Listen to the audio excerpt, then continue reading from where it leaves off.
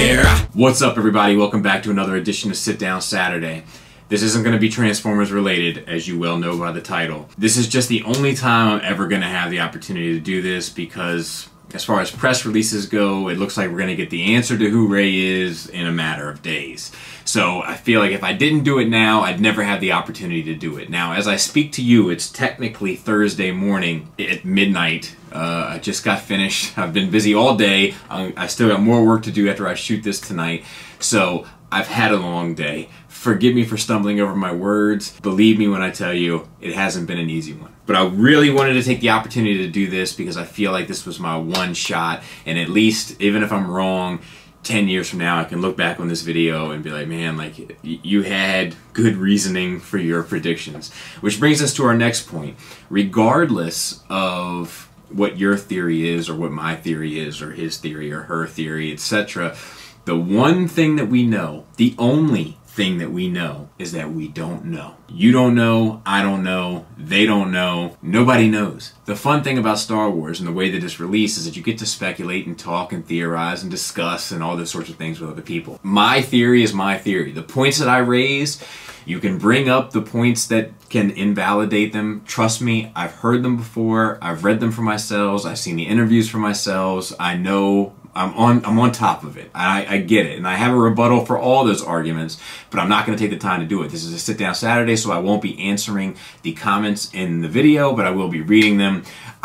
Instead of trying to attack my theory, which has been attacked plenty of times, I'm not sure if you've heard of Nerd Rage Radio, but my brother Adam has been attacking my theory for over a year now. Regardless of that, I'm much more interested in hearing your theory and why. So if instead of attacking my theory, which I've already heard and can debate with you all day long, trust me about it, I'm much more interested in hearing what you think and why, and hear your reasonings for such. So one of the popular theories out there is that she's a Skywalker, Luke Skywalker's daughter. I don't buy it. I think it's too easy. It's not for me. Another theory is that she's a Kenobi. I don't buy it. John Boyega almost killed it, basically, in an interview he did recently. Of course, all those things could be refuted, that they're trying to mislead audiences and all that. I get it. I'm just saying, I'm not buying it. And then there's the theory that she's a Palpatine. Do it. Do it. Of course, I can't truly refute any of those theories because I don't know and you don't know. But I would say it doesn't fit for me. There's the theory that she's the reincarnated Anakin or Force user or chosen one or whatever. I think that that has more merit to it, but I hope they don't go down that route. I just don't think that it fits in the Star Wars universe. And then there's, you know, theories that she's nobody. I think that that's perfectly believable. So those are how I feel about the kind of common theories. So who do I think she is? I've been saying it since day one. I think she's a Solo. Let me explain why. We're going to start with the Force back, which is what I like to call the flashback. It's my fun little way of doing it. I think that you're really following the lightsaber's path there.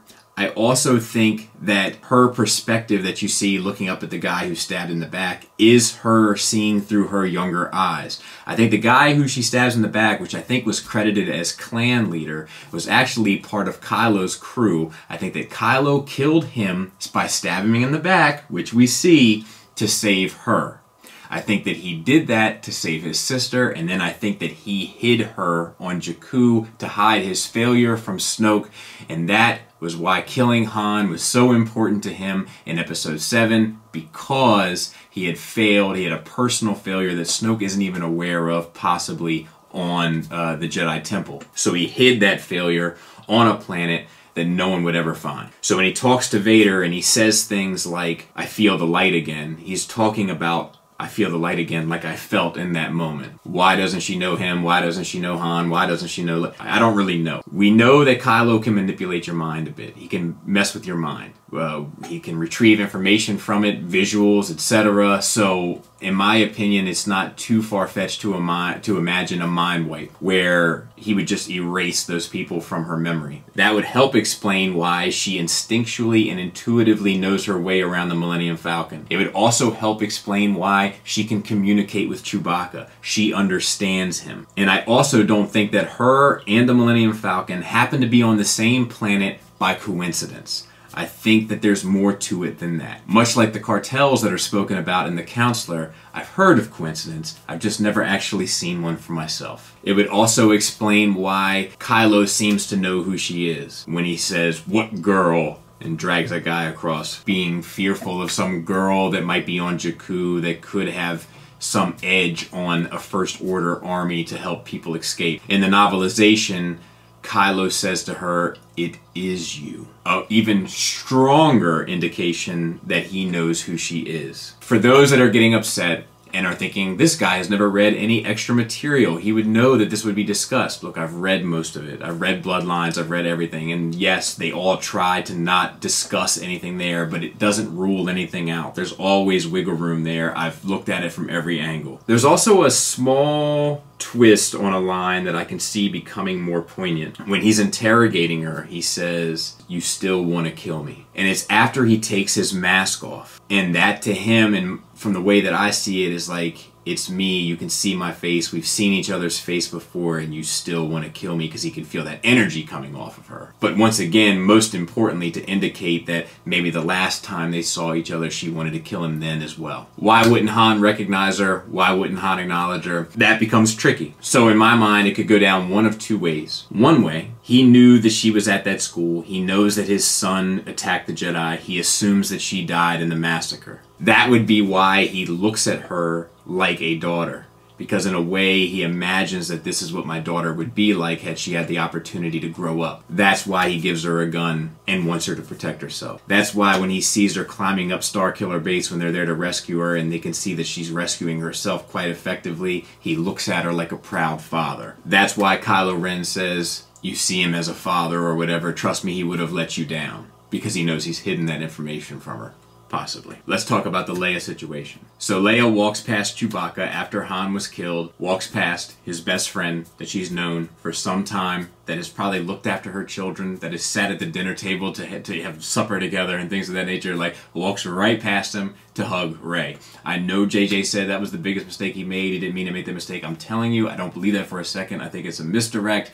I don't think that someone would be that careless given their relationship. And she hugs Rey, which in the novelization, I believe, says a mother's embrace, describes it as a mother's embrace. To drive that home a bit more, they have said in interviews that there is a strong emotional moment between Leia and Rey at the end of The Last Jedi. Now, why would there be a strong emotional moment between those two? Those two probably won't even see each other until the end of Last Jedi. So they've only seen each other once on Dakar, and then once at the end of The Last Jedi, and there would be this strong emotional moment between the characters, not because of our love and loss of Carrie Fisher, seems strange to me. The way Chewie looks at her in the Falcon, like a passing of the guard, like the mantle has been passed from father to daughter, and now he's riding with her, like you filled his shoes, like he knows. It adds a huge emotional beat for her seeing Luke, and if Luke knows who she is, which we would imagine that he would,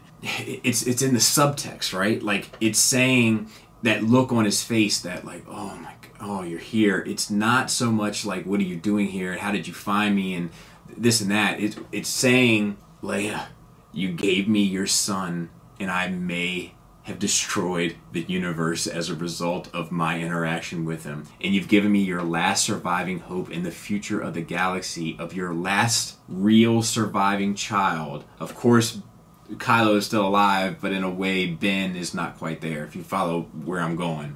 You've trusted me with the life of your child again. It's all of those emotional things impacting that moment. That's a strong, poetic, Star Warsy thing. Now I'm going to talk about a few extra things outside of the films that support my reasoning. Carrie Fisher's real-life daughter auditioned for the part of Rey. Maybe it's nepotism, maybe it's coincidence, but I've heard about those, never actually seen one for myself. During the script reading of Episode 7, Daisy Ridley is positioned between Carrie Fisher and Harrison Ford. During script readings, you are always seated with those that you have the strongest emotional ties to as a character. The actress, I can't remember her name, like I said, it's been a long day, that was in Jurassic Park. She said that that this film is about light and dark and one's own family. Kathy Kennedy, she's the boss over there at Lucasfilm, for those not in the know, has said the saga films will always be a Skywalker story. Daisy Ridley herself has said she thinks that it's obvious who her parents are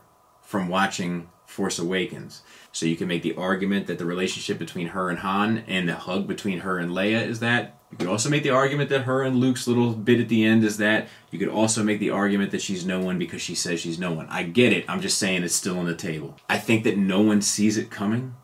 I don't see the solo theory happening often, like in groups and threads and such, and I lurk. I'm a heavy lurker. Big lurker. And I don't see it. I see the Kenobi bit, I see the reincarnated bit, I see the Skywalker bit, but I don't see the Solo bit. Here's another thing. In the Legacy books, there's a character that takes place long after Return of the Jedi in Legacy 2. Anaya Solo, I think is her name. A-N-I-A, I think is her name. Solo. If you read those books, she's a lot like Rey. I think she's even a scavenger, like on her planet where she's from. Also a lot like Jaina from the books. Jaina, who my daughter is named after. So yes, of course I'm biased. I have an emotional stake in this. I've bought in.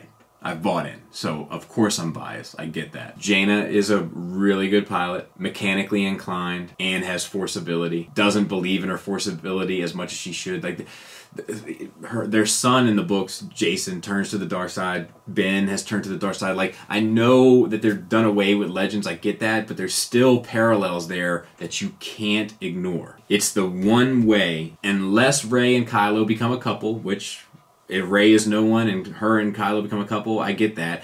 But I don't feel like in today's climate they would take this super strong, smart, capable, heroic female and at the end of the day just make her the girlfriend to the main character. I don't think that's the right choice for them to make, and I don't think that that even would be on the table. So it ends up being the one way that the Solo legacy and the Skywalker legacy can live on personified in one character to bring in the fold of new characters and continue the story forward. Everybody continues to reiterate that Star Wars is a family story. I just don't see any other way to really effectively do it. I think that everyone thought she was Luke's at the end of Force Awakens, general audience-wise, so there's no real surprise there. I think it adds a ton more emotional weight that she never had this father figure in her life that she wanted. She actually had him for a minute, didn't know it was him, and lost him to her brother. I think that the sibling rivalry becomes a lot more interesting, arguably more interesting than a father-son rivalry, and in a way it allows Carrie Fisher's legacy to live on in a new, strong, heroic, capable female character, much like she was in A New Hope. But we'll all know soon, and we'll see how it shakes out. Like I said, I'm perfectly well aware that this may not be the case. It's just the only conclusion that I can draw from what I have been presented. Maybe she's no one. Thanks for listening. Thanks for watching. Until next time, take care.